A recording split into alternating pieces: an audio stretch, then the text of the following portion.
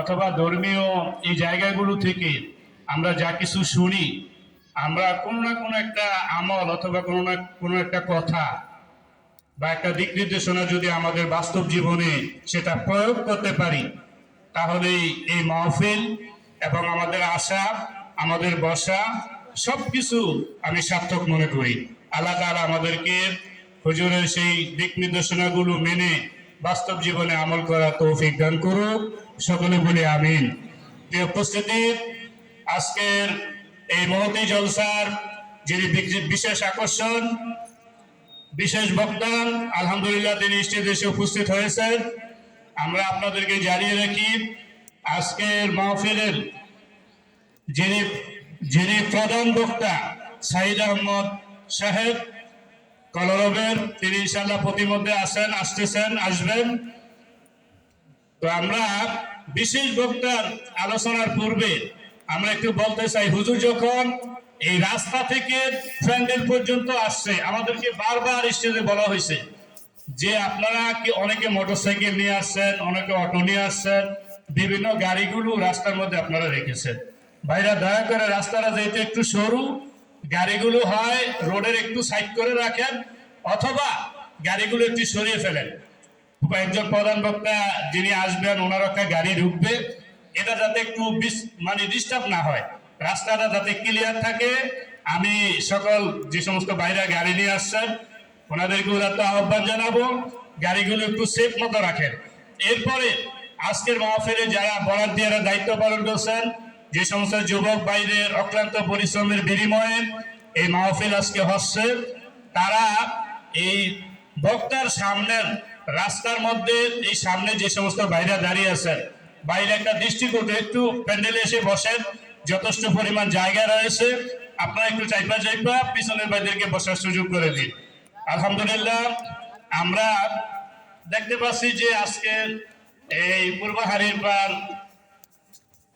হারিরপাড়ের যুব সমাজের উদ্যোগে যে ষষ্ঠ ইসালে সব মাহফিল, এই মাহফিলের যিনি প্রধান অতিথি, যিনি আজকের মাহফিলের মধ্যমণি, প্রকৌশলী জনাব মোহাম্মদ তোফাজ্জল হোসেন, বিশিষ্ট শিক্ষানুরাগী ও সমাজসেবক হানিরপাড়, তিনি আমাদের মাঝে এসে উপস্থিত হয়েছেন।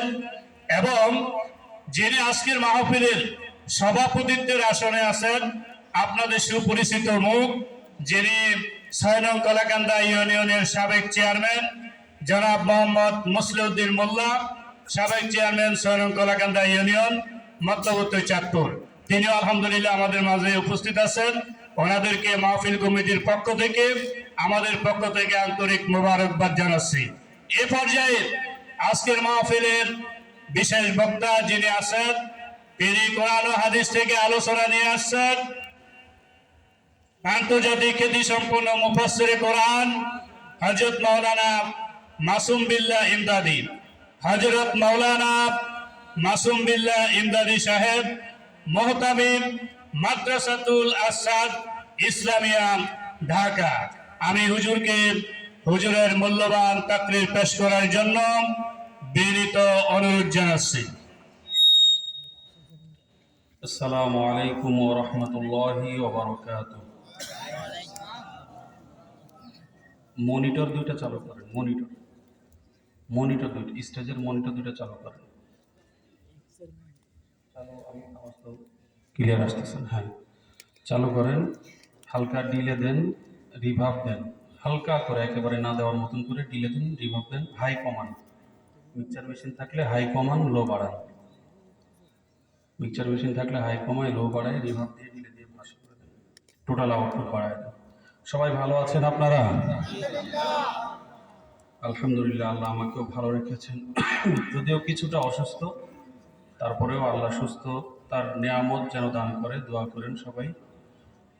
এই অসুস্থ শরীর নিয়ে ওয়াদা দেওয়া আসছি, আলহামদুলিল্লাহ।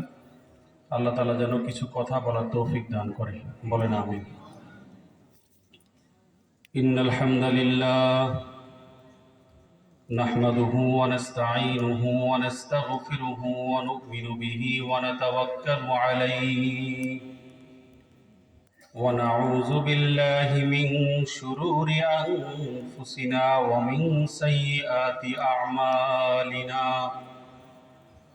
من يهد الله فلا مضل له ومن يضلله فلا هادي له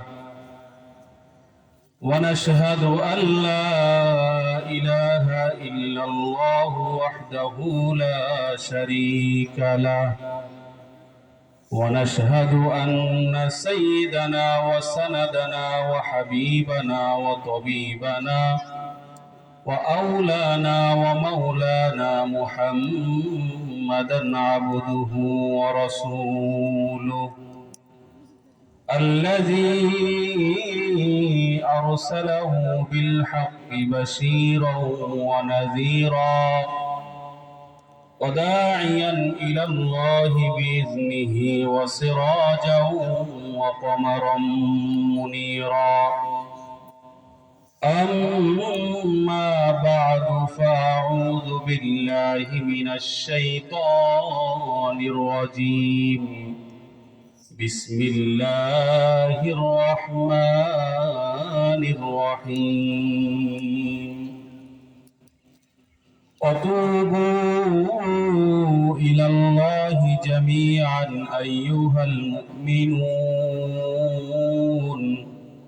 أيها المؤمنون لعلكم تفلحون وقال صاحب القرآن صلى الله عليه وسلم التائب من الذنب كمن لا ذنب له أو كما قال عليه الصلاة والسلام صدق الله مولانا العظيم وصدق رسوله النبي الأمي الكريم ونحن على ذلك من الشاهدين والشاكرين والحمد لله رب العالمين وقال تعالى في شان حبيبه إن الله وملائكته يصلون على النبي يا أيها الذين آمنوا صلوا عليه وسلموا تسليما সকলেই জবান খুলে ভক্তি ভরে মোহাব্বতে দুরূদ ইব্রাহিম পড়ি আল্লাহুম্মা সাল্লি আলা محمد وعلى آل محمد كما صليت على إبراهيم وعلى آل إبراهيم إنك حميد مجيد اللهم بارك على محمد وعلى آل محمد كما باركت على إبراهيم وعلى آل إبراهيم إنك حميد مجيد الحمد لله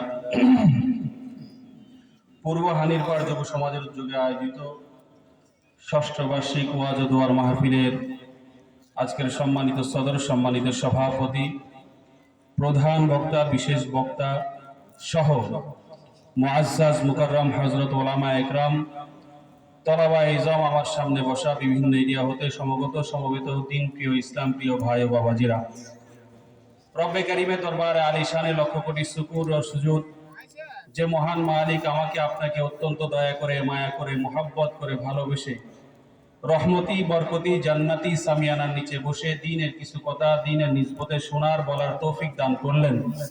এজন্য আমরা সকলে মিলে ডানে বামে সামনে পিছনে সবাই মিলে গলার আওয়াজকে ছেড়ে দিয়ে সবটুকু ভালোবাসা ঢেলে দিয়ে কালিমাত শুকুর আদায় করি, পড়ি আলহামদুলিল্লাহ। আজকে আপনারা মাহফিলে আসতে পেরে খুশি না বেজার? খুশি না? কারা কারা হাত তুলেন? খুশি সবাই? আলহামদুলিল্লাহ। তাইলে এটা একটা পরীক্ষা আর কি।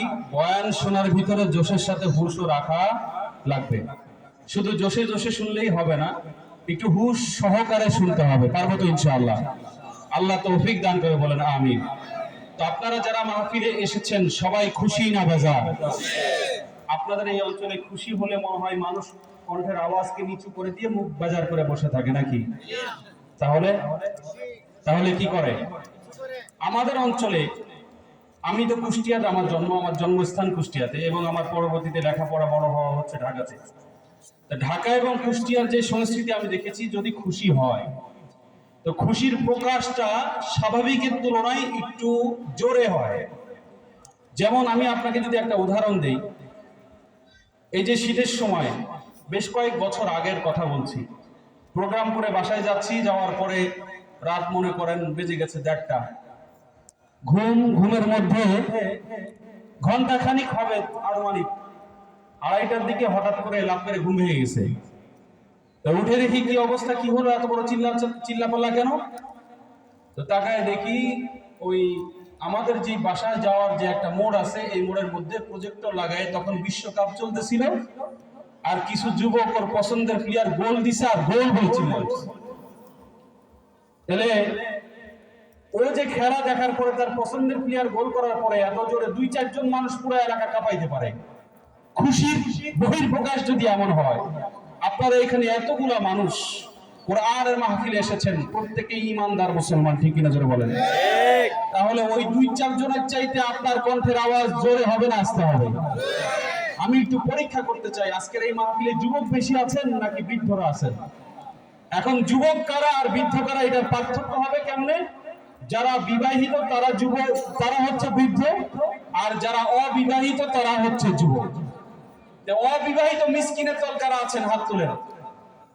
যারা অবিবাহিত, বিয়ে করেন না, হাত তুলেন। এখানে কি অবিবাহিতের সংখ্যা কম নাকি? এই তুমি বিয়ে করছো, এই ছোট মেয়ে বিয়ে করছো, হাত তুলো না কেন? যারা বিয়ে করেন নাই হাত তুলেন। যারা যুবক বিয়ে করেন নাই হাত তুলেন। হাত তুলছেন সবাই? আমি লিল্লাহে তাকবীর বলবো, আপনারা আল্লাহু আকবার বলবেন। দেখা যাবে আজকে জওয়ানরা জিতে নাকি বৃদ্ধরা জিতে। ঠিক আছে তো ইনশাআল্লাহ? পারবেন তো ইনশাআল্লাহ? লিল্লাহে তাকবীর, আল্লাহু আকবার। ছোট সব বাচ্চা কাচ্চার কণ্ঠ শোনা যাচ্ছে, মাঝে মাঝে আবার বুড়াদের কণ্ঠ শোনা যায়। চিন্তা করতেছে আমার ছেলেদের সংখ্যা কম, তো একটু সহযোগিতা করে দিই, পরে আমার ছেলে হাইরা গেলে না লজ্জা পায়। এই যুবকদেরকে আরেকবার সুযোগ দেই, লিল্লাহে তাকবীর। এবার আমার মতো যারা বুড়া আছেন, বিয়ে করছেন, হাত তুলেন। আলহামদুলিল্লাহ, হাত তুলেন। দেখেন সবাই হাত তুলছেন। যারা বিয়ে করছেন হাত তুলছেন, নাড়াচাড়া দেন, গলা কাশি দেন। তো প্রস্তুত? লিল্লাহে তাকবীর। আজকে জিতছে কারা? বুড়ারা। সব জায়গাতে যুবকরাই জিতে, কিন্তু আজকে বুড়ারা জিতে গেছে, আলহামদুলিল্লাহ। তবে এখানে জিতাজিতির প্রশ্ন না, আমরা প্রত্যেকে ঈমানদার মুসলমান। আমাদের জবান দিয়েছেন আল্লাহ, জবান দিয়ে আমরা আল্লাহর জমিনে বসে আল্লাহর নামের তাকবীর দিব, এটাই স্বাভাবিক, ঠিক কিনা জোরে বলেন? সবাই মিলে ডান এবং সামনে পিছনে একত্রে একসাথে গলার আওয়াজ ছেড়ে দিয়ে সবাই মিলে আল্লাহর নামে ভরি তুলবো ইনশাআল্লাহ। প্রস্তুত আছেন সবাই? হাত তুলেন, হাত তুলেন, মনে করেন লিল্লাহে তাকবীর। আর বলে নারে তাকবীর, দিন ইসলাম, দিন ইসলাম। আজকের মাহফিল সফল হোক। নারে তাকবীর। পারবেন তো শেষ পর্যন্ত আওয়াজ দিতে ইনশাআল্লাহ? যদি আপনারা এইভাবে আওয়াজ দিয়ে থাকতে পারেন, ঈমানের আওয়াজকে উঁচু করে, তাহলে ইনশাআল্লাহ কোন ঈমান চোর আপনার ঈমান চুরি করতে পারবে না। কথা কি বুঝে আসতেছে? বুঝছেন কথা? তাহলে কোন ঈমান চোর ঈমান চুরি করতে পারবে? যুগে যুগে যারা ইসলামকে নিয়ে কটূক্তি করেছে, ইসলামের প্রতি বিদ্বেষ পোষণ করেছে, তারা যুগে যুগে পরাজিত হয়েছে, লাঞ্ছিত হয়েছে, অপদস্থ হয়েছে, নাস্তানাবুদ হয়েছে। কোনো কিছুর বিনিময়ে নয়, শুধুমাত্র কেবলমাত্র মুসলমানদের ঈমান ও তাকবীরের ধ্বনির কাছে তারা কুপকাত হয়েছে, ঠিক কিনা জোরে বলেন? ইতিহাসে সেটাই লেখা আছে স্বর্ণাক্ষরে। আমরা দেখেছি বদর, উহুদে আল্লাহ পাক রব্বুল আলামিন 313 জন সাহাবীকে 1000 কাফেরদের মোকাবেলায় বিজয় দান করেছেন শুধুমাত্র ঈমানের বলের কারণে, ঠিক কিনা জোরে বলেন? মুসলমানদের যুগে যুগে কামান, বিমান আর অস্ত্রের ঝংকার ঝনঝনানি ছিল না। সংখ্যার আধিক্যতা ছিল না, কিন্তু মুসলমানদের একটা পাওয়ার আছে, সেটা হচ্ছে নারায়ে তাকবীর, আল্লাহু আকবারের পাওয়ার। যখনই মুসলমানের ঈমানের উপরে আঘাত এসেছে, মুসলমান তখন আল্লাহর প্রতি ইতিকাদ করে, বিশ্বাস করে, আল্লাহর প্রতি ইয়াকিন করে, তার ঈমানের চেতনাকে জাগ্রত করে তাকবীরের ধ্বনি দিয়েছে। গৌর গোবিন্দ পর্যন্ত বাংলার জমিন থেকে লেজ গুটিয়ে পালাতে বাধ্য হয়েছে, ঠিক কিনা জোরে বলে। এজন্য এটা আমাদের ঈমানের শক্তি, ঈমানের পাওয়ার। আমাদের অস্ত্র লাগে না, কামান লাগে না, বিমান লাগে না। শুধু যখন মুসলমান একত্রে বসে একবার তাকবীরের আওয়াজ তুলে, কাফের মুশরিক বেঈমানদের মস্ত থরথর করে কেঁপে ওঠে। কথা বলেন। তাইলে আপনারা ইনশাআল্লাহ যদি ঈমানের আওয়াজকে জাগ্রত রাখেন, তাহলে ঈমান চোর আপনাদের ঈমান চুরি করতে পারবে। আল্লাহ আমাদেরকে তৌফিক দান করে, বলেন আমিন। আবার বলেন আমিন। মনিটরটা আবার বন্ধ হয়ে গেছে, মনিটরটা আমি আবার পাইতেছি না, একটু মেহেরবানি করে এই কাজটা করেন না, মনিটরটা চালু রাখেন। আলহামদুলিল্লাহ, সাউন্ড সিস্টেম খুবই ভালো, চমৎকার, মাশাআল্লাহ। তো মনিটরটা চালু রাখেন ইনশাআল্লাহ, তাহলে আরো সুন্দর হয়ে যাবে। তাই মুহতারাম হাজিরিন, আমি আপনাদের সম্মুখে কালামুল্লাহ থেকে অতি প্রসিদ্ধ একটি আয়াত তেলাওয়াত করেছি। রাসূলুল্লাহ সাল্লাল্লাহু আলাইহি ওয়াসাল্লামের অসংখ্য অগণিত হাদিসে মুবারাকা থেকে একটি হাদিস আমি আপনাদের সম্মুখে তেলাওয়াত করেছি। আল্লাহর দয়া যদি শামিলে হাল হয়, ইনশাআল্লাহ আমার তেলাওয়াতকৃত আয়াত এবং হাদিসকে সামনে রেখে আপনাদের উদ্দেশ্যে এবং নিজের উদ্দেশ্যেও কিছু জরুরি কথা বলার ইরাদা রাখি। আল্লাহ তৌফিক দান করে, বলেন আমিন। আপনারা এতক্ষণ ধরে সেই আসরের পর থেকে নিয়ে এই পর্যন্ত কোরআন ও হাদিসের আলোকে অত্যন্ত গুরুত্বপূর্ণ আলোচনা শুনছিলেন। আমার পূর্বে আপনাদের এই অঞ্চলের অতি প্রসিদ্ধ একজন আলেম দ্বীন হযরত মাওলানা মুহাম্মদ ইব্রাহিম খলিল আনন্দপুরী দামাত বরকাতুহুর জবান থেকে আপনারা খুব গুরুত্বপূর্ণ বয়ান শুনছিলেন। আমার পরেও শুনবেন ইনশাআল্লাহ। মাঝখানে কিছু সময় আপনাদের সাথে আমার সাথে থাকবেন তো ইনশাআল্লাহ। আমি আমার আলোচনায় যাওয়ার আগে যদি ভূমিকায় আপনাদেরকে জিজ্ঞাসা করতে চাই, বলেন তো দেখি, আমরা কি একদিন এই দুনিয়ার জমিনে ছিলাম? কথা বুঝলে উত্তর দিবেন, তাহলে আলোচনা সুন্দর হবে ইনশাআল্লাহ। আমরা কি পূর্বে এক সময় এই দুনিয়ার জমিনে ছিলাম? কেউ ছিলাম না। এরপরে আমরা দুনিয়ার জমিনে আসলাম কেমন করে? আল্লাহ পাক রব্বুল আলামিন বাবা মায়ের মুহাব্বতের মিলনের মাধ্যমে বাবার পৃষ্ঠদেশ থেকে নির্গত পানি মায়ের রেহেমে ঢুকায়, সেখানে আমাদেরকে 9 মাস 10 মাস গর্ভে ধারণ করে এরপরে আল্লাহ তাআলা দুনিয়ার জমিনে এনেছে। আচ্ছা, বুঝে থাকলে বলেন তো দেখি, দুনিয়ার জমিনে এখন আছি, আমরা কি ভবিষ্যতে থাকতে পারবো? কেউ পারবো? একেবারে দুনিয়ার সর্বপ্রথম মানুষের নাম কি? হযরত আদম আলাইহিস সালাতু ওয়াস সালাম। হযরত আদম আলাইহিস সালাতু ওয়াস সালাম থেকে নিয়ে এই পর্যন্ত, আমি আপনি পর্যন্ত কত লক্ষ কোটি মানুষ আল্লাহ প্রেরণ করেছেন। তারা কি আজকে দুনিয়ার জমিনে আছে? আমার বাবা থেকে শুরু করে দাদা পর্যন্ত কত মানুষ অতিবাহিত হয়ে গেছে। আমি আপনিও সেই পথের যাত্রী, আমাদেরকেও যেতে, প্রত্যেককেই যেতে হবে। তার মানে দুনিয়াতে ছিলাম না, থাকবো না, মাঝখানে কিছু সময় আমি আপনি আল্লাহ তাআলা প্রেরণ করেছেন। এর পিছনে একটা উদ্দেশ্য আর কারণ আছে না নাই? আওয়াজ করে বলেন, আছে না নাই? রব্বে কারীম এই যে আমাদেরকে তৈরি করেছেন, আমরা আল্লাহর মাখলুক। আল্লাহ ব্যতীত দুনিয়ার জমিনে যা কিছু আমরা দেখি আর না দেখি, সব কিছু কার মাখলুক? আল্লাহর মাখলুক। সবকিছু স্রষ্টা কে? আল্লাহ। আল্লাহ তাআলা সমস্ত কিছু খালেক, আল্লাহ সৃষ্টিকারী। আল্লাহর মাখলুক আমরা মানুষ, ছোট্ট থেকে ছোট্ট একটা মাখলুক আমরা মানুষ। কিন্তু আমরা যদি কোনো কিছু উদ্ভাবন করি, কোনো কিছু সৃষ্টি করি, কোনো কাজ করি, তার পিছনে একটা উদ্দেশ্য থাকে কি থাকে না? তাহলে আল্লাহ সৃষ্টি মাখলুক হয়ে আমি আপনি যদি কোনো কাজ করলে উদ্দেশ্য থাকে, যে আল্লাহ আমাকে আপনাকে তৈরি করেছেন, সেই আল্লাহর উদ্দেশ্য আছে না নাই? আওয়াজ করে বলেন, আছে না নাই? এজন্য রব্বে কারীম ডাক দিয়া বলতেছেন, আফা হাসিবতুম আন্নামা খলাকনাকুম আবাসা। রব্বে কারীম কালামে পাকের মধ্যে ইরশাদ করতেছেন, দুনিয়ার तमाम মানুষদেরকে আল্লাহ পাক রব্বুল আলামিন বলে, আফা হাসিবতুম আন্নামা খলাকনাকুম আবাসা, এ দুনিয়ার মানুষ, তোমরা কি চিন্তা করেছো আমি আল্লাহ তোমাদেরকে এমনি এমনি তৈরি করলাম?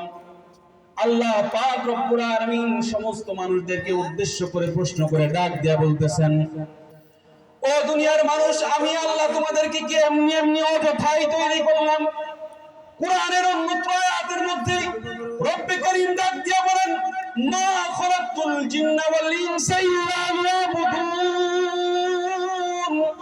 আল্লাহ পাক রব্বুল আলামিন ডাক দিয়া বলেন, ও দুনিয়ার মানুষ শোনো, আমি আল্লাহ তোমাদেরকে এমনি এমনি তৈরি করি নাই। আমি আল্লাহ তোমাদেরকে তো দুনিয়ার জমিনে পাঠাইতামই না, কিন্তু শুধুমাত্র কেবলমাত্র আমার বন্দিগি করার জন্য তোমাদেরকে দুনিয়ার জমিনে প্রেরণ করলাম। আল্লাহ পাক রব্বুল আলামিন তার ইবাদত আর বন্দিগির জন্য দুনিয়ার জমিনে আমাদেরকে প্রেরণ করেছেন। সাথে সাথে আল্লাহ পাক রব্বুল আলামিন ঘোষণাও দিয়ে দিয়েছেন, রব্বে করিম ডাক দিয়া বলে, বান্দা, দুনিয়ার জমিনে যাওয়ার পরে যদি তোমরা আমার গোলামি করতে পারো, আমার ইবাদত করতে পারো, তোমরা যদি আমার ইবাদত করো, আমি আল্লাহ আমার ইবাদতের বিনিময়ে ওই যে দুনিয়ার জমিন থেকে তোমরা পরকালে গমন করবে, চিরস্থায়ী ঠিকানা তোমাদের পরকাল, ওই পরকালে আমি আল্লাহ তোমাদেরকে জান্নাতের বাসিন্দা বানায় দিব। আর যদি তোমরা আমার সাথে গোলামি না করো, আমার গোলামি না করে আমার সাথে নাফরমানি করো, আমার গোলামি না করে যদি তোমরা আমার ইবাদত না করে যদি আমার সাথে নাফরমানির মধ্যে লিপ্ত হও, তাইলে বান্দা জেনে নাও, বান্দা তোমরা ভালো করে জেনে নাও, তাহলে কিন্তু তোমাদের জন্য পরকালে শাস্তি আর শাস্তি, পরকালে তোমাদের জন্য জাহান্নাম। যদি তোমরা ইবাদত করো, ইবাদত করলে জান্নাত পাইবা, আর ইবাদত না করলে জাহান্নামে নিক্ষিপ্ত হইবা। কিন্তু মুসলমান মনে রাখতে হবে, আল্লাহ পাক রব্বুল আলামিন অত্যন্ত কুদরতওয়ালা রব, রব্বে করিম অত্যন্ত ক্ষমতাবান রব। আল্লাহর চাইতে কুদরতওয়ালা আর কেউ নাই, আল্লাহর চাইতে ক্ষমতাবান আর কেউ দুনিয়ার জমিনে নাই। আল্লাহ পাক রব্বুল আলামিন যখন কোনো কিছু তৈরি করেন, আল্লাহ পাক রব্বুল আলামিন ইচ্ছা পোষণ করতে দেরি, দুনিয়ার জমিনে কোনো কিছু তৈরি হইতে দেরি হয় না। আল্লাহ পাক রব্বুল আলামিন যখন আসমান তৈরি করবেন, আল্লাহ পাক রব্বুল আলামিন ইচ্ছা পোষণ করলেন আর বললেন কোন, তো সঙ্গে সঙ্গে আসমানটাও হয়ে গেছে। রব্বে কারীম যখন জমিন তৈরি করবেন, কোন বলার সঙ্গে সঙ্গে জমিনটাও হয়ে গেছে। আল্লাহু আকবার বলেন। রব্বে কারীম এই দুনিয়ার মধ্যে যা কিছু আছে সব কিছু কোন বলতে দেরি হইতে দেরি হয় না। আসমান কোন বলেছেন হয়ে গেছে, জমিনটাকেও কোন বলেছেন হয়ে গেছে। ওই যে দূরে আসমানের মধ্যে তারকা রাজিগুলো জ্বলে, দূরে আসমানের মধ্যে চন্দ্র সূর্যগুলো আলো দেয়, যত মাখলুকাত আছে আল্লাহ পাক রব্বুল আলামিন কোন বলতে দেরি হইতে দেরি হয় না। কিন্তু আমার আর আপনার মতো মুসলমান বান্দাকে বানাবেন, আল্লাহ পাক রব্বুল আলামিন সিদ্ধান্ত গ্রহণ করলেন। আল্লাহ পাক রব্বুল আলামিন বললেন, বান্দা, দুনিয়ার জমিনে যাওয়ার পরে তোর জবান দিয়ে তুই আল্লাহ আল্লাহ বলে জিকির করবি। দুনিয়ার জমিনে যাওয়ার পরে বান্দা তোর জবান দিয়ে আল্লাহ আল্লাহ বলে জিকির করবি। দুনিয়ার জমিনে যাওয়ার পরে বান্দা তোর কপাল দিয়ে আমি মাওলার কুদরতি পায়ে সিজদা করবি। দুনিয়ার জমিনে যাওয়ার পরে বান্দা তুই তোর পা দিয়ে হেঁটে হেঁটে মাহফিলের দিকে আগাবি। দুনিয়ার জমিনে যাওয়ার পরে বান্দা তোর হাত দিয়ে আমি আল্লাহ তাআলা কোরআন ধরবি। দুনিয়ার জমিনে যাওয়ার পরে বান্দা তোর চোখটা দিয়ে আমি আল্লাহর কালাম পড়বি। বান্দা, দুনিয়ার জমিনে যাওয়ার পরে তুই আমার সামনে কেবল তোর মাথাটাকে নত করবি।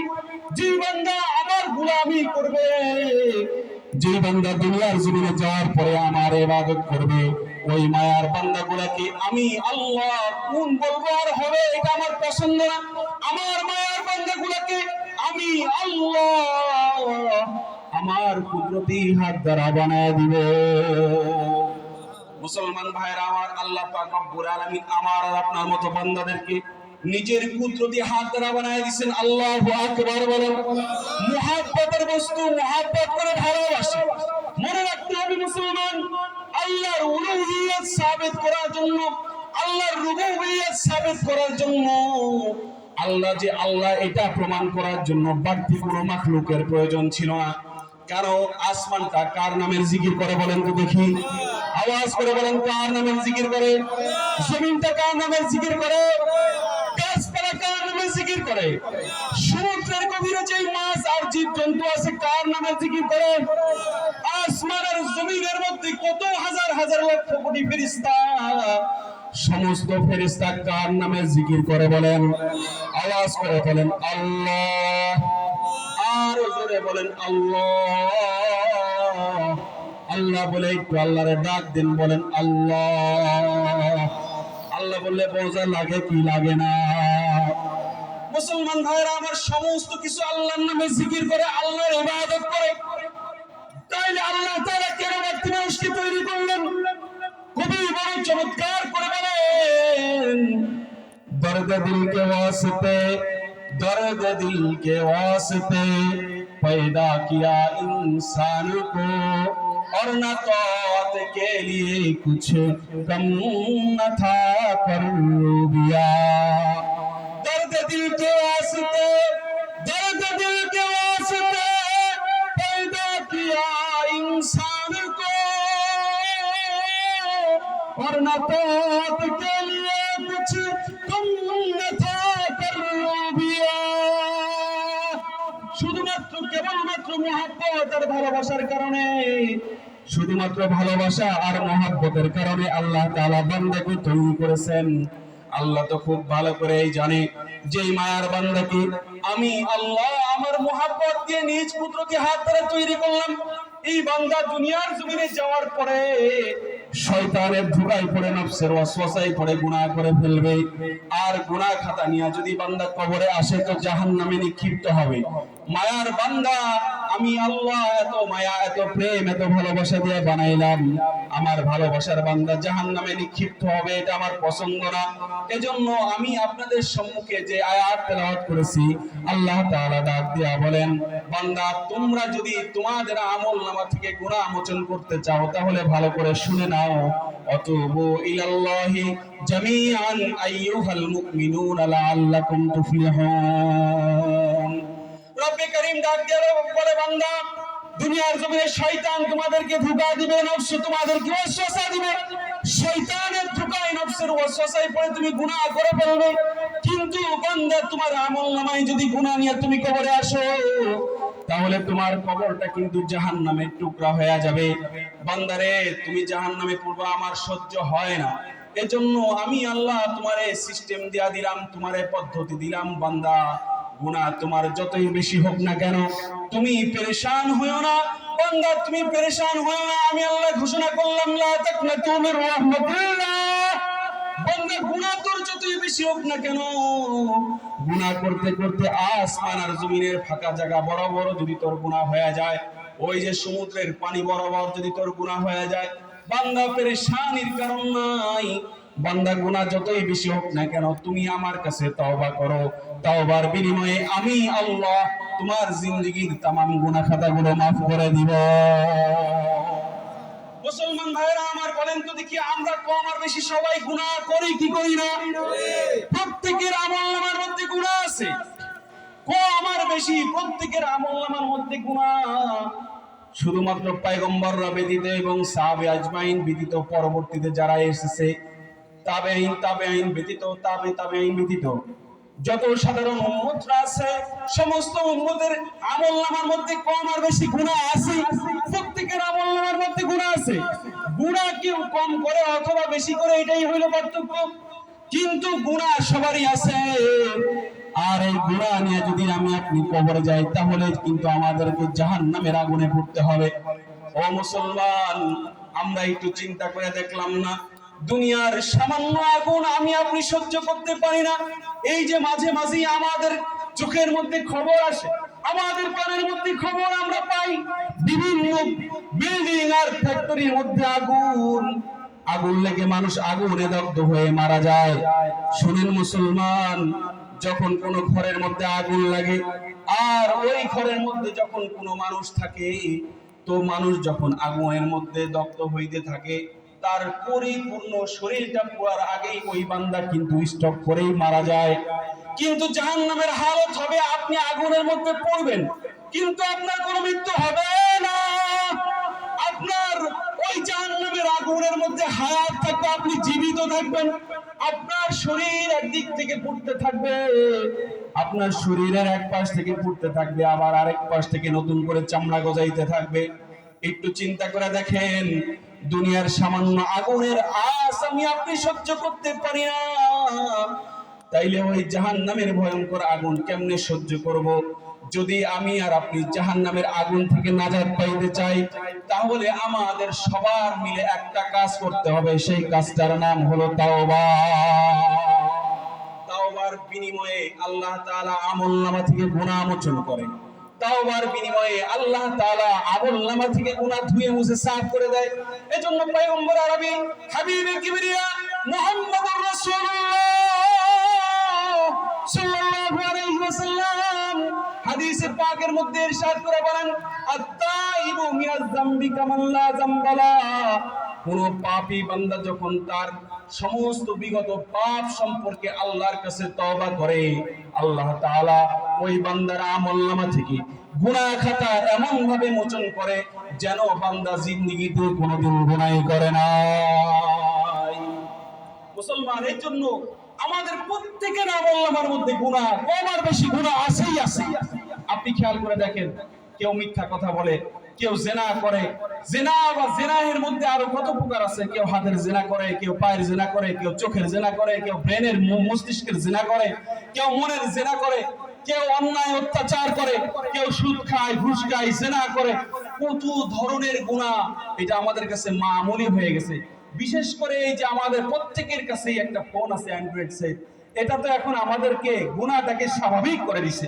একটা সময় গানের আওয়াজ কানে আসলেই মনের মধ্যে একটা খারাপ লাগা কাজ করতো, ঘৃণা কাজ করতো। কিন্তু আপনার এই হাতে অ্যান্ড্রয়েড সেট আসার পর থেকে দেখেন, গানের আওয়াজ আপনি ফেসবুক যখন স্ক্রল করেন, বিভিন্ন সোশ্যাল মিডিয়ায় আপনি যান, গানের আওয়াজ আসে, আপনার কাছে আর ঘৃণা লাগে না, খারাপও লাগে না, ভালোও লাগে না। এমন একটা হালত এখন আছে না নাই? প্রত্যেকের হাতে হাতে মোবাইল আছে, গুনাহের মধ্যে সবাই নিমজ্জিত আছে। দেখেন, আপনি যে আধার ঘরের মধ্যে দরজা লাগায় গুনাহের মধ্যে লিপ্ত আছেন, বলেন তো দেখি ওই জায়গাতেও আমার আল্লাহ দেখে কি দেখে না? বলেন, আল্লাহ দেখে কি দেখে না? আপনি যেখানেই যান, একেবারে আসমানের উপরে উঠে যান, গভীর জঙ্গলের মধ্যে আপনি প্রবেশ করেন, গভীর সমুদ্রে আপনি নিমজ্জিত হন, যেখানেই যান না কেন সেখানেই আমার আল্লাহ আছে না নাই? সব জায়গাতেই আমার আল্লাহ দেখেন। ফাইনামা তুওয়াল্লু ফাসাম্মা ওয়াজহুল্লাহ। আপনি যেখানেই যান না কেন সেখানেই আমার আল্লাহ আছে। ওয়া নাহনু আকরাবু ইলাইহি মিন হাবলিল ওয়ারিদ। একেবারে শাহরাতের চাইতেও আল্লাহ নিকটে আছেন। ঠিক কি না জোরে বলেন? আপনি যেখানেই যাবেন, গুনাহ করতে যান, সেখানেই আমার আল্লাহ আছে। দেখেন, মূসা পয়গম্বর দাঁড়ায় আছেন, হঠাৎ করে আল্লাহর পক্ষ থেকে নির্দেশ আসছে, এই পয়গম্বর মূসা, তোমার সামনে ওইটা কি দেখো? তো পয়গম্বর মূসা ডাক দিয়ে বলতেছেন, আল্লাহ, আমি তো যেটা দেখতেছি একটা পাথরের টুকরা। কিসের টুকরা? পাথরের টুকরা। তো বলে, হ্যাঁ, তোমার হাতে কি? বলে, লাঠি। তোমার ওই লাঠি দিয়ে পাথরের টুকরার মধ্যে আঘাত করো। ঘোষণা কার? কথা বলেন, কার? আল্লাহ।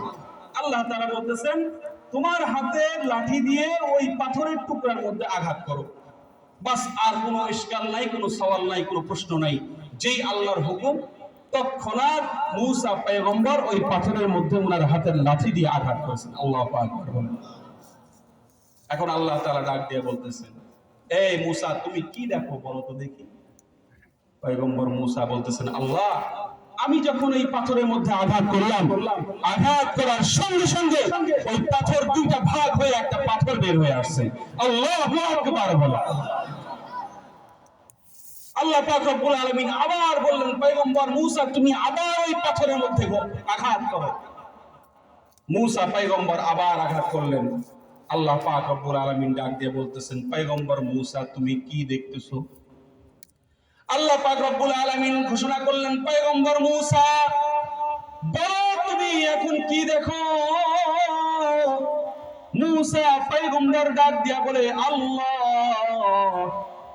আগের মতোই হালত হয়ে গেছে। যখনই আমি আঘাত করলাম, আঘাত করার সঙ্গে সঙ্গে পাথরটা দুই ভাগ হয়ে আরো একটি পাথর বের হয়ে আসছে। আল্লাহ পাক রব্বুল আলামিন ঘোষণা করলেন, পয়গম্বর তুমি আবার আঘাত করো। পয়গম্বর মূসা আবার পাথরের মধ্যে আঘাত করলেন। আঘাত করার সঙ্গে সঙ্গে আবারও আগের হালত। পয়গম্বর মূসাকে আল্লাহ পাক রব্বুল আলামিন ডাক দিয়ে বলে, মূসা কি দেখো বলো আমাকে জানাও। মূসা পয়গম্বর ডাক দিয়ে বলেন, আল্লাহ আবারও আগের হালত হয়ে গেছে। যেই পাথরের মধ্যে আঘাত করেছি পাথরটা দুই ভাগ হয়ে আবার পাথর বের হয়ে আসছে। চতুর্থবার যখন আল্লাহ পাক রব্বুল আলামিন মূসা পয়গম্বরকে অর্ডার করে, মূসা পয়গম্বর যখন আবার পাথরের মধ্যে আঘাত করে, এখন পয়গম্বর মূসা হতভম্ব হয়ে গেছে, বড় আশ্চর্যান্বিত হয়ে গেছেন। আল্লাহ ডাক দেয়া বলেন, পয়গম্বর মূসা বলো এখন কি দেখো। মূসা পয়গম্বর ডাক দেয়া বলেন, আল্লাহ যেই না আমি পাথরের মধ্যে আঘাত করলাম সঙ্গে সঙ্গে পাথরটা দুইটা ভাগ হয়ে গেছে। ভাগ হওয়ার সঙ্গে সঙ্গে ওই পাথর থেকে সুন্দর একটা ঘর বের হয়ে আসছে, আর ওই ঘরের মধ্যে একটা কালো পোকাকে দেখতে পাই। আল্লাহ পাক রব্বুল আলামিন ডাক দেয়া বলে, এরে পয়গম্বর মূসা তোমার কানটা নিয়া ওই পোকার মুখের কাছে দিয়া দেখো তো পোকা কি বলে। আল্লাহ পাক রব্বুল আলামিনের অর্ডার পাওয়ার পরে পয়গম্বর মূসা উনার কানটা নিয়া পোকার মুখের কাছে দিছেন। ডাক দিয়ে দেখেন, এখন কানটা দিয়ে দেখেন কি বলে। পোকা ডাক দিয়া বলতেছে, আল্লাহু রাব্বি, আল্লাহ আমার রব, ওহুয়া ইয়ারযুকুনি, উনি আমাকে খাওয়ায়, ওহুয়া ইয়াসমাউ কালামি, সে আমার কথা শুনে।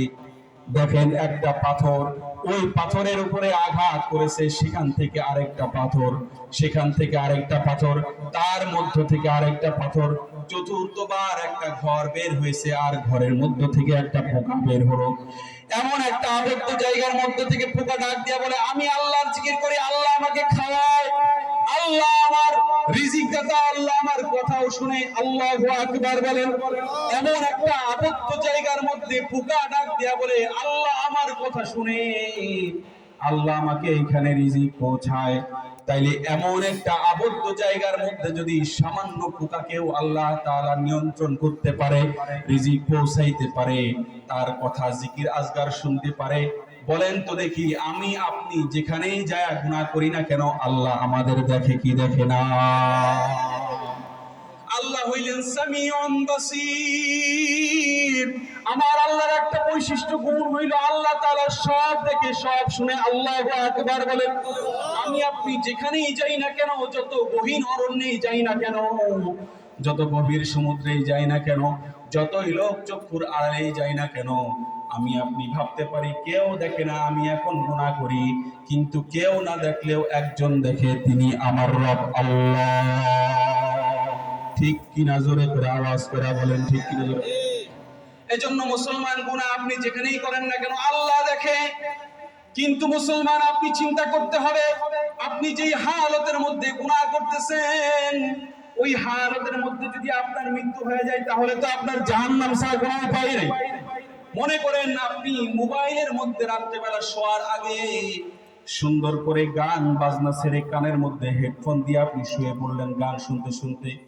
আল্লাহ না করুক ওই মুহূর্তে যদি মালাকুল মউত আপনার সামনে চলে আসে, মালাকুল মউত যদি আপনার সামনে হাজির হয়ে যায়, তাহলে কিন্তু ওই খারাপ অবস্থায় আপনার মৃত্যু হবে। ওই খারাপ অবস্থায় আপনার মৃত্যু হবে, আপনি জাহান্নামের মধ্যে আগুনে পড়তে হবে। এজন্য মুসলমান গুনাহ করার আগে ভাবতে হবে, 100 বার ভাববেন, 1000 বার ভাববেন, আমি যে গুনাহ করতেছি, আমার এই গুনাহের পরে জাহান্নামের আগুন আমি সহ্য করতে পারবো কিনা। যদি আমি আপনি জাহান্নামের আগুন সহ্য করার ক্ষমতা আমার আপনার না থাকে, তাহলে দয়া করে আপনাদের পায়ে হাত দেয়া বলা যায়, আল্লাহর রাস্তে আজকে থেকে নিয়ত করেন ইনশাআল্লাহ আর ইচ্ছাকৃতভাবে কোনোদিন আমরা কেউ গুনাহের মধ্যে লিপ্ত হব না। দুইটা হাত তুলে দেখে কে কে নিয়ত করতে পারি ইনশাআল্লাহ। কে কে নিয়ত করব ইনশাআল্লাহ আজকের পর থেকে ইনশাআল্লাহ ইচ্ছাকৃত আর কোনো গুনাহে লিপ্ত হব না। বলেন বলেন ইনশাআল্লাহ।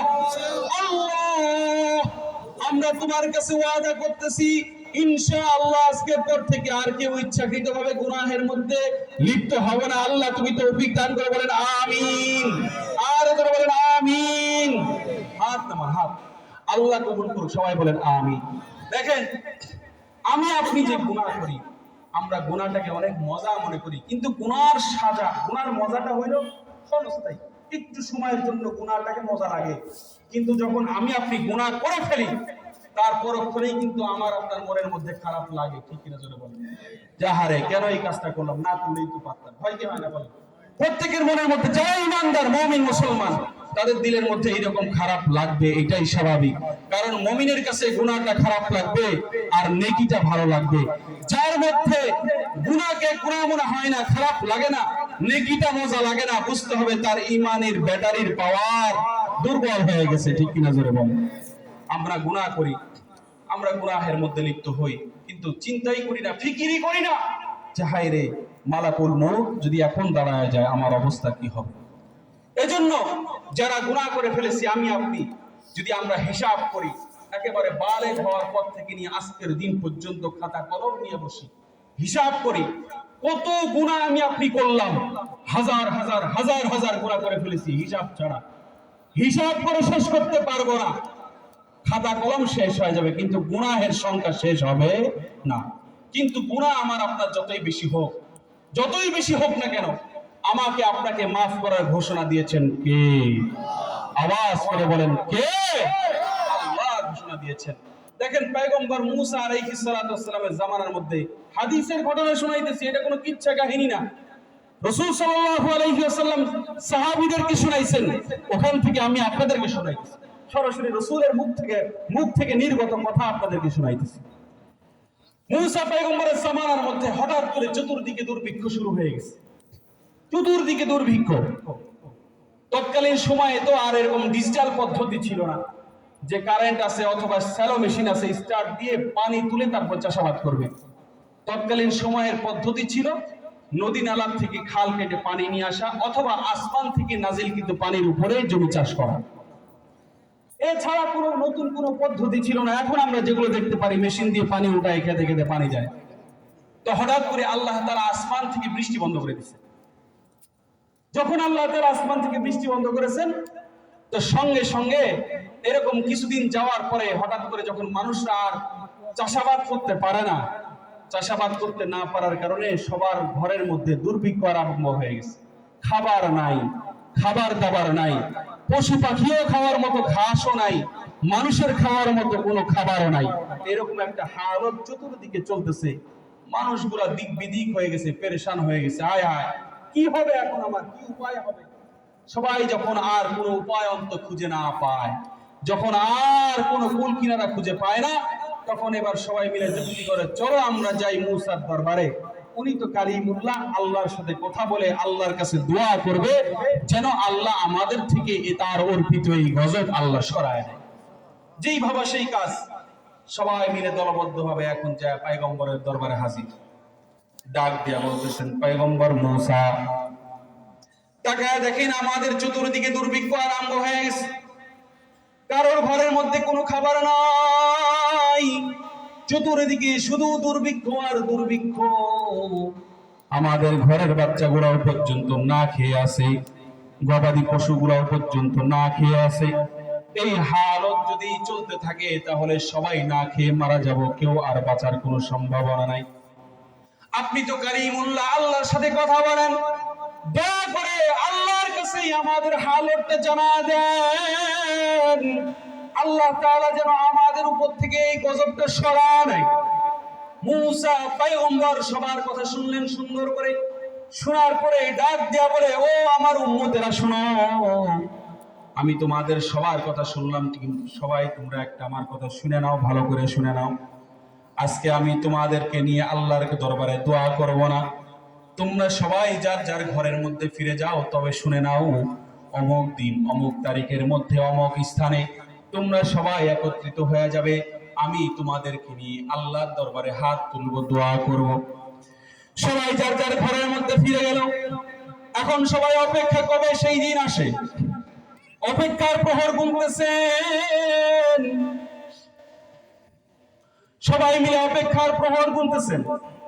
যখন সেই নির্দিষ্ট দিন সবার সামনে উপনীত হলো, সবাই মিলে সেই ময়দানের মধ্যে উপস্থিত হয়ে গেল, সেই নির্দিষ্ট সময়ের মধ্যে উপস্থিত হয়ে গেল।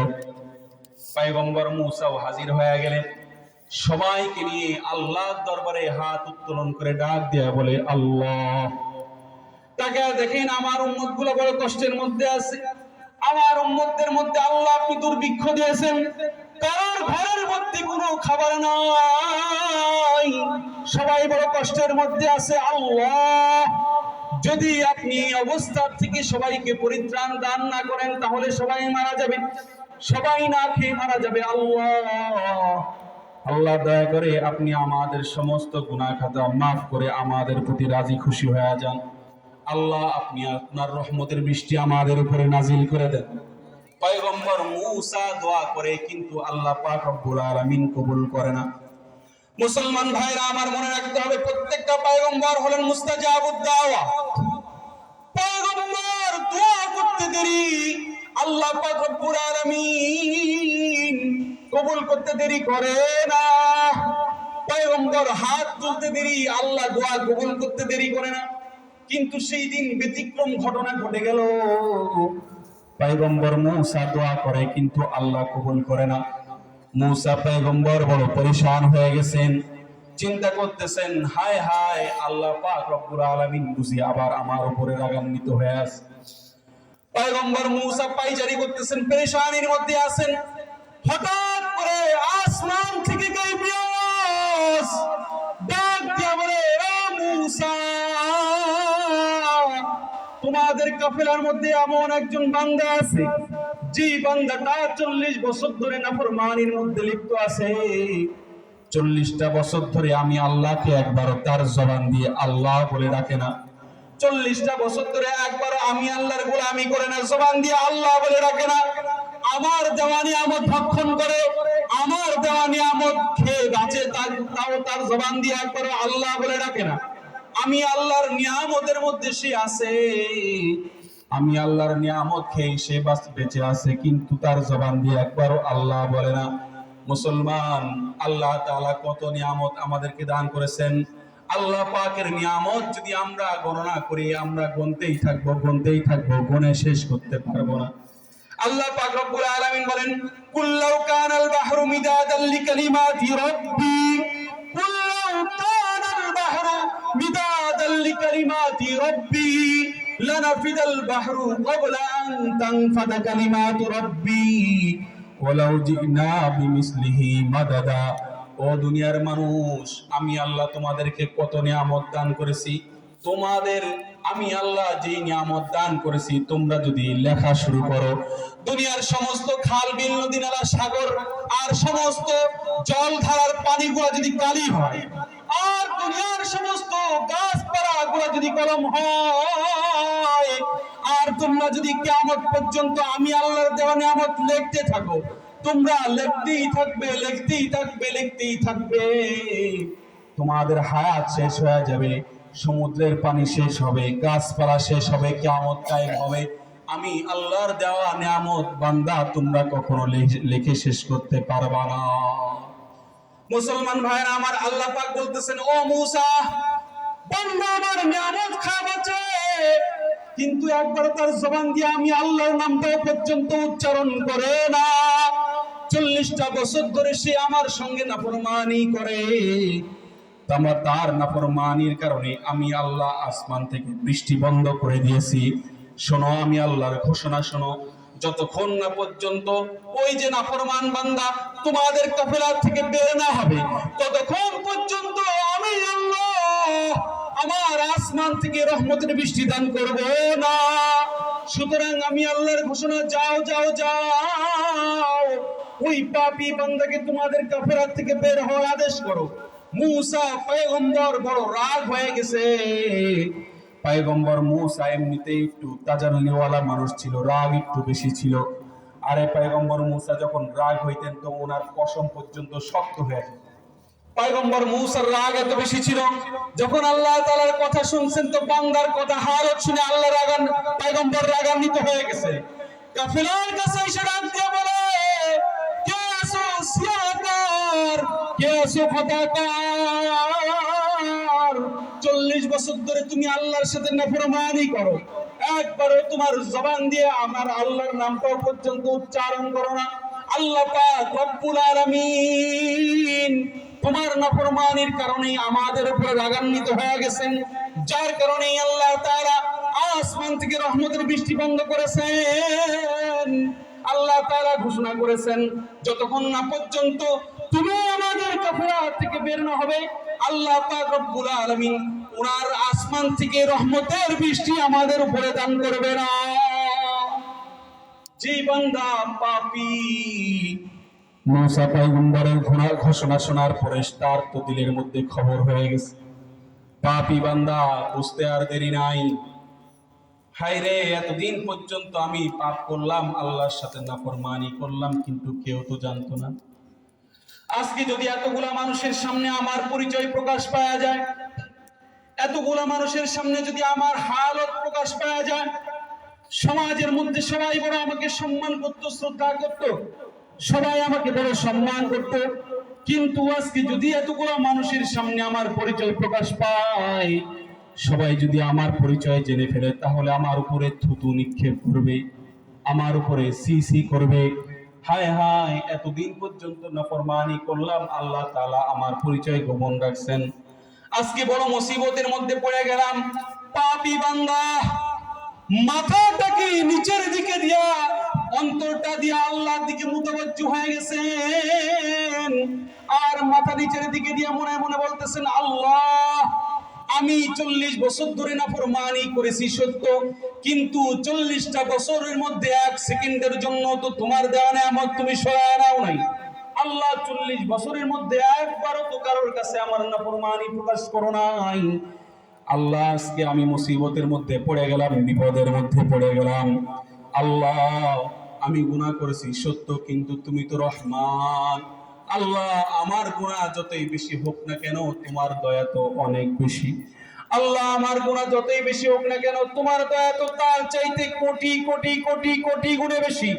আল্লাহ তোমার দয়া তো কোনো সীমানা নাই। আল্লাহ দয়া করে তুমি আমাকে মাফ করে দাও। আল্লাহু আকবার বলেন। পাপী বান্দা এখন আল্লাহর দিকে মুতাওয়াজ্জিহ হয়ে গেছে, আল্লাহর কাছে কান্না করে আর ডাক দিয়ে বলে, আল্লাহ মাফ করে দাও। এ মুসলমান, যখন কোনো মায়ের সন্তান হারানো যায়, কোন সন্তান যখন ঘর থেকে হারানো যায়, মা জননী সন্তানের অপেক্ষা করতে থাকে, সন্তানের জন্য কান্না করতে থাকে। মা জননী সন্তানের অপেক্ষায় থাকে, সন্তানের জন্য কান্না করতে থাকে। সন্তানের অপেক্ষায় মা ঘুমায় না, সন্তানের জন্য অপেক্ষা। পরিবারের সবাই ঘুমায়, মা ঘুমায়, বাবা ঘুমায়, পরিবারের মধ্যে অন্য সবাই ঘুমায়, বাবা ঘুমায়, ভাই ঘুমায়, বোন ঘুমায়, কিন্তু মা ঘুমায় না, কারণ মা অপেক্ষার মধ্যে থাকে। এই বুঝি আমার সন্তান আমার বুকের মধ্যে ফিরে আসবে, কখন বুঝি আমার সন্তান আমার গেটের মধ্যে এসে টুকা দিবে আর ডাক দিয়া বলে মা বলে ডাক দিবে। এই জন্য মা জননী ঘুমায় না। সবার চোখের পানি শুকায়, কিন্তু মার চোখের পানি শুকায় না। সবাই যখন ঘুমের মধ্যে থাকে, মা জননী বালিশের সাথে মাথা লাগায় তার চোখটা দিয়ে কান্না করতে থাকে। তার কান্না শুধুমাত্র আল্লাহ দেখে, আর বালিশ তার কান্নার সাক্ষী থাকে। সন্তানের জন্য মা জননী অপেক্ষা করতে থাকে। যখন মা জননী অপেক্ষা 1 বছর, 2 বছর, 3 বছর, 4 বছর, 10 বছর পরে সন্তান যখন গভীর রাত হঠাৎ করে গেটের মধ্যে টোকা দেয় আর মা বলে ডাক দেয়, মা জননী দেরি করে না। মা জননী গেটটা খুলে ডাক দিয়া বলে, বুকের মানিক কোথায় ছিলি? তোর জন্য আমি 10টা বছর অপেক্ষা, তোর জন্য কাঁদতে কাঁদতে আমার চোখের পানিটাও পর্যন্ত শুকায় গেছে, তোর জন্য কাঁদতে কাঁদতে আমার চোখের জ্যোতি পর্যন্ত হারায় ফেলছি। কত জায়গায় তোরে খুঁজছি, বুকের মানিক কোথায় হারায় গেছিলি? মা জননী সন্তানটাকে বুকের মধ্যে জড়ায়, কপালে চুমা খায়, মুখে চুমা খায়, আর সন্তানটাকে আদর করতে থাকে। ও মুসলমান, আল্লাহ তাআলা মুহাব্বত নামক বস্তুকে 100 ভাগে ভাগ করেছেন। 100 ভাগের মধ্যে থেকে 1 ভাগ আল্লাহ তাআলা দুনিয়ার জমিনে ছিটিয়ে দিয়েছেন। আল্লাহ পাক রব্বুল আলামিন দুনিয়ার মধ্যে এক ভাগ মহব্বত ছিটায় দিয়েছেন। একেবারে বাবা আদম থেকে নিয়ে কিয়ামত পর্যন্ত যত মাখলুকাত আসবে, সমস্ত মাখলুকাত এই এক ভাগ মহব্বতের অংশীদার হবে।